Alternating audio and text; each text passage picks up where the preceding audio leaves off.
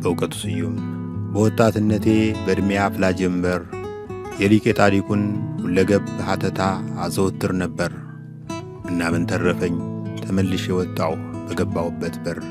ዑመር ሀያም የፋርስ ባለቅኔ ሩባያት ቁጥር 27። አዲስ አበባ ውስጥ የሚኖሩ ወይም የሚቆዩ ጀርመኖች ያቋቋሙት ትምህርት ቤት አለ።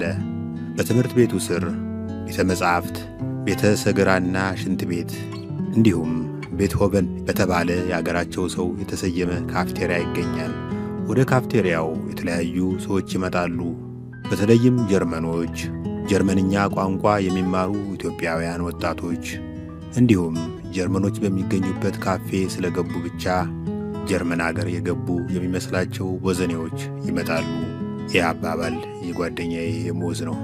ወደ ቤትሆቨን ካፌ የሚመጡ ኢትዮጵያውያን ወንዶችና ሴቶች የአንድ አገር ልጆች አይመስሉም። ምን ነው ቢሉ ሴቶች እንኳን አይናቸው መነጽራቸው የሚያማልልላቸው፣ ያነገቡት ግዙፍ ቦርሳና የለበሱት ልብስ የሚያምርባቸው፣ ትኩረትን ሁሉ በቁጥጥር ስር የሚያውል አምባገነን ቂጥ የሚከተላቸው፣ ሲያወሩና ሲስቁ በራስ መተማመን የሚታይባቸው ናቸው።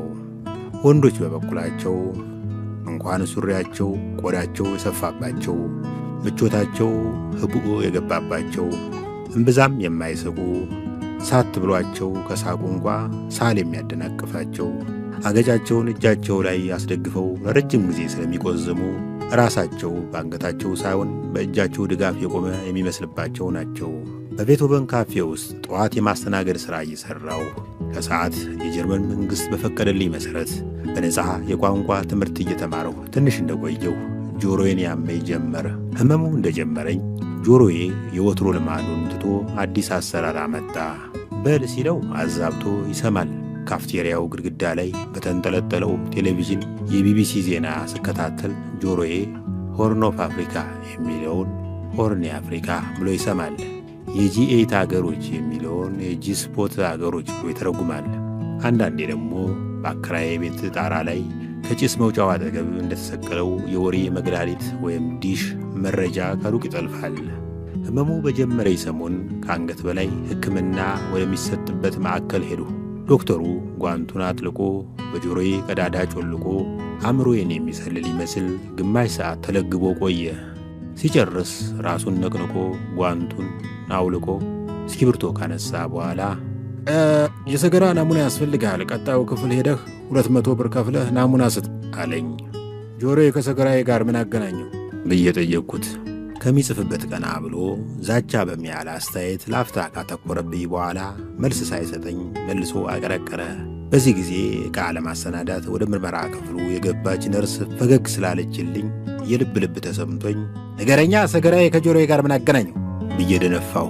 ይህኔ ዶክተሩ ዘና ባለ ድምፅ ወል ሰገራ በነካጣትህ ጆሮህን የጎረጎርክበት አጋጣሚ ካለ ብዬ ነው ብሎ መለሰልኝ። ነርሲቱ በጣም ሳቀች። እኔ ግን እጅግ አዘንሁ። ቢቸግረኝ ያለሁበትን ሁኔታ ለታታሪው ተስተናጋጅ ለምዑዝ አዋየሁት። በልጅነትህ አባትህ ጆሮ ግንድህን በጥፊ መጥቶ ያውቃል ሲል ጠየቀኝ አንድ ቀን። ለማስታወስ ሞከርሁ። የእንጀራ አባቴ በጣም ጥሩ ሰው ነበር። በሕይወቱ አንድ ጊዜ ብቻ ነው የመታኝ። እሱም እንዴት ነበር? አዎ በልጅነቴ ልጅነት አታሉኝ በጎችን በግጦሽ መስክ ላይ በማሰማራት ፈንታ ከጓደኞቼ ጋር ኳስ በምንጫወትበት ሜዳ ጠርዝ ላይ አሰማርቻቸው ርቀው ለመሄድ ሲሞክሩ ግብ ጠባቂነቴን ትቼ የግቡን ችካል ነቅዬ እየመለስኳቸው፣ በጎችም ቢጨንቃቸው የሚግጡት ነገር ቢቸግራቸው ኳስ እንመልከት ብለው ኳስ ጨዋታ ሲመለከቱ ብለው ሲመሽ መራባቸውን አባቴ እንዳያስተውለው በድብቅ ነድቻቸው ጉሮኗቸው ውስጥ አስገብቼ ዘጋውባቸው። የበጎች ቅንነት በወንጌል ውስጥ ብቻ ነው። ጉሮኗቸው ውስጥ ቢገቡም ተርበናል ለማለት አፋቸውን ወደ እንጀራ አባቴ መኝታ ቤት አነጣጥረው የሮሮ በአታቸውን አቀለጡት። የእንጀራ አባቴ ለበጎችም የሳር አባታቸው ነውና ክሳቸውን ሰምቶ ከወገቡ በታች ጋቢ አገልድሞ ከመኝታ ቤቱ ወጥቶ በጎች እየጮኹ ነው አለኝ በቀዘቀዘ ድምፅ። እየሰማኋቸው ነው አልኩት። መጮኻቸው ምን ይገልጻል? ቀጠለ። ያው መጮህ እንደሚችሉ ይገልጻል ብዬ መለስኩለት። ወዲያው በእንጀራ አባቴ ፊት ላይ ንዴት ተስሎ ሳይ ለመሮጥ እግሬን አቀባብዬ ስጠብቅ እሱ ወደ መጣበት ዞር ብሎ ተራመደ። ይህኔ ንዴቱን በእንቅልፍ ለማሳለፍ ቆርጧል ብዬ ስዘናጋ ድንገት ዞር ብሎ ክንዴን ለቀም አድርጎ ከያዘ በኋላ አንዴ በኃይል መታኝ። ነገሩ ብዙ ዘመን ስላለፈው ምኔን እንደመታኝ ረስቼዋለሁ። ታዲያ እኔ ከረሳሁት ለምን ራሱን አልጠይቀውም ብዬ የእንጀራ አባቴ ወደሚኖርበት ደብረ ማርቆስ ለመሄድ አውቶቡስ ተሳፈርሁ። ደጀን ላይ ስደርስ ግን ቂጤን በካልቾ እንደመታኝ ትዝ አለኝ። ተመለሱ። ቀጥዬ ችግሬን ያዋየዋት በአስተናጋጅነት አብራኝ የምትሠራውን ጓደኛዬን መክሊትን ነው። ተማሪ በነበርክበት ጊዜ አስተማሪህ ጆሮ ግንዳ አካባቢ በጥፊ መጥቶ ያውቃል አለችኝ። በፍጹም መምህሮቼ ለምን ይመቱኛል? በትምህርት ሰነፍ አልነበርሁም። እንዲያውም እነሱ ከጠየቁኝ በላይ ጨምሬ መልስ እንደነበር አገር ያውቃል።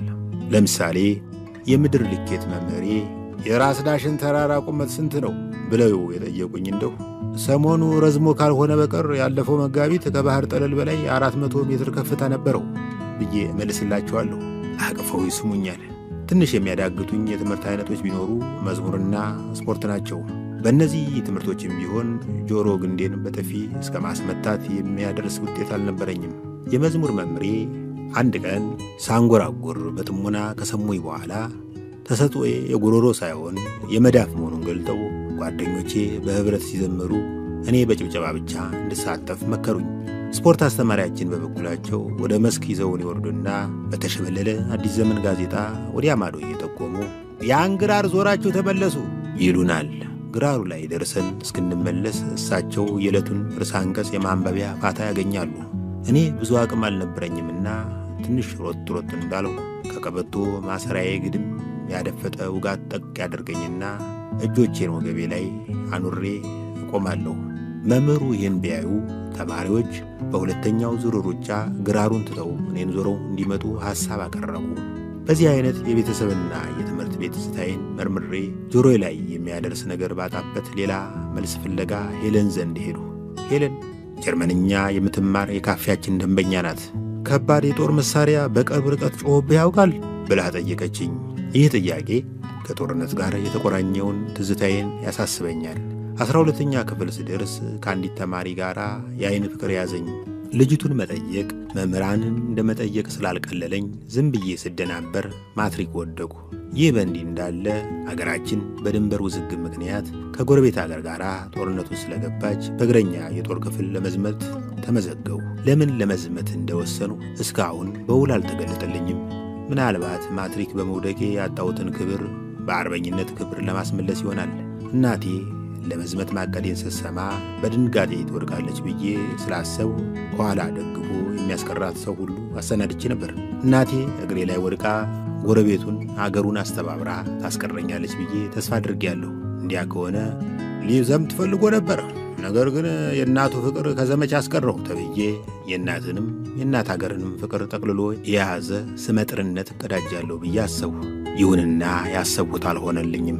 ሕዝቡ በጠቅላላ አገር እንድለቅ ሰበብ ሲፈልግልኝ እንደቆየ ገባኝ። የመዝመቴ ነገር እንደተሰማ ሁሉም የሽኝት ድግስ ለማሰናዳት ሲሯሯጥ ሳይ ነው። እናቴ በድንጋጤ በመውደቅ ፈንታ ለስንቅ የሚሆን ዳቦ ቆሎ ለመቁረጥ ስታቅድ የቀኝ ጎረቤታችን ሊጥ፣ የግራ ጎረቤታችን መቀስ ለማዋጣት ተስማሙ። ገብስ ከጥይት የሚከላከል ይመስል አጎቴ አንድ ከረጢት በሶ ለማበርከት ቃል ገባ።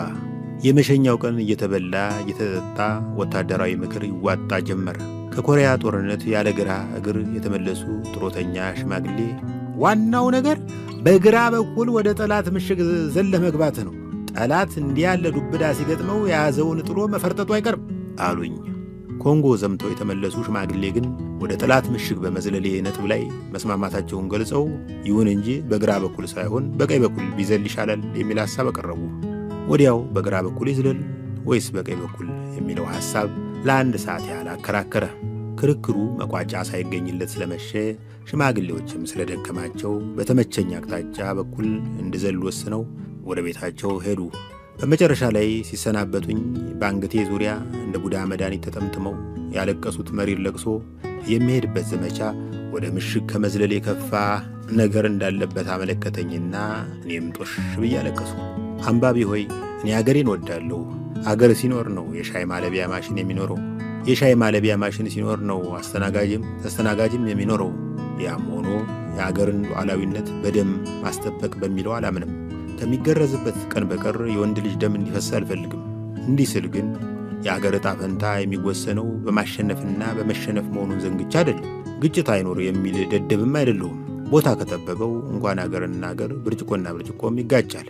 እኔ የምለው የተሻለ የመሸናነፊያ መንገድ ይኖር ነው። ለምሳሌ ሁለት አገሮች በድንበር ቢጣሉ ከአወዛጋቢው ድንበር 42 ኪሎ ሜትር ርቀት ላይ ወታደሮቻቸውን ያሰልፉና ወደ ድንበሩ አቅጣጫ እንዲሮጡ ይዘዟቸው። ቀድሞ ሮጦ ወደ ድንበሩ የደረሰውን ወታደር ያሰለፈች ሀገር አወዛጋቢውን መሬት ትውሰድ። የለም ያለ ጠብ አይሆንም ከተባለ ደግሞ ወታደሮች ከባድ መሳሪያቸውን ትተው ትግል እንዲገጥሙ ይደረግ። ብዙ ወታደር የተዘረረባት ሀገር አወዛጋቢውን መሬት አሳልፋ እንድትሰጥ ይሁን። መቼም ይህን አሰብኩት እንጂ ለባለሥልጣኖች አልተናገርሁትም። ይህን ከመናገር ይልቅ ወደ ማሰልጠኛ ጣቢያ ይዞን ከሚሄደው የጭነት መኪና ላይ ወደ መሬት መዝለል ቀለለኝ። ያኔ መሬት ያረፉት በጆሮ ግንዴ በኩል ይሆን እንዴ?